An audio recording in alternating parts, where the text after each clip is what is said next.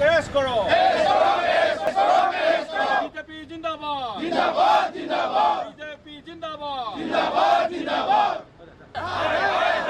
सोनिया गांधी को अरेस्ट करो राहुल गांधी को अरेस्ट करो बीजेपी जिंदाबाद नरेंद्र मोदी जिंदाबाद नरेंद्र मोदी जिंदाबाद सोनिया गांधी राहुल गांधी को अरेस्ट करो भारतीय जनता पार्टी जिंदाबाद national Herald chargesheeted Rahul Sonia को अरेस्ट करो party go back Congress party go back Bharat माता की भारतीय जनता युवा मोर्चा जिंदाबाद सोनिया करो भ्रष्टाचारी सोनिया राहुल को गिरफ्तार करो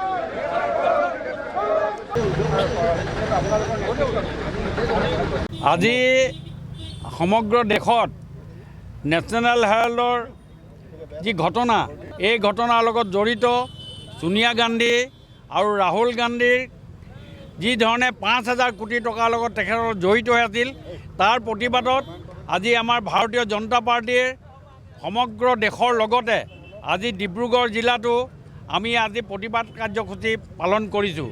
এই প্ৰতিবাদ কাৰ্যসূচীৰ জৰিয়তে কংগ্ৰেছৰ দিনত যিবিলাক কেলেংকাৰী হৈ আছিল তাৰ ভিতৰত আটাইতকৈ ডাঙৰ কেলেংকাৰীৰ ভিতৰত এটা ডাঙৰ কেলেংকাৰী হ'ল নেশ্যনেল হেৰাল্ডৰ কেলেংকাৰী।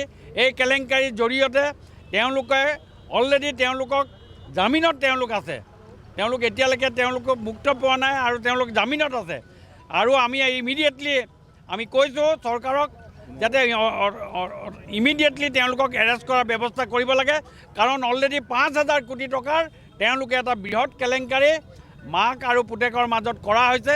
এইকাৰণে আমি আজি ডিব্ৰুগড় জিলাৰ পৰা আমি এটা বৃহৎ প্ৰতিবাদী কাৰ্যসূচী লৈছোঁ, যিটো কাৰণে আমি জনাই দিছোঁ যাতে অতি সোনকালে তেওঁলোকক এৰেষ্ট কৰাৰ ব্যৱস্থা হাতত লয়। সমগ্ৰ ভাৰতবৰ্ষতে ভাৰতীয় জনতা পাৰ্টি আৰু ভাৰতীয় জনতা পাৰ্টি যুৱ মৰ্চাই আমি ডিব্ৰুগড় জিলাত নেশ্যনেল হেৰাল্ড কেলেংকাৰী ইতিমধ্যে চাৰ্জশ্বীট দাখিল হৈছে।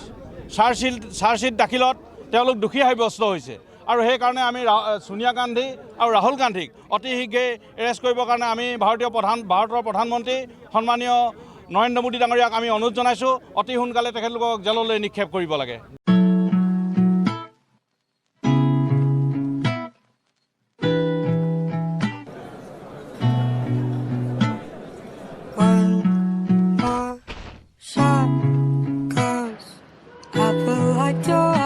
Something, but that you're up to something scandalous.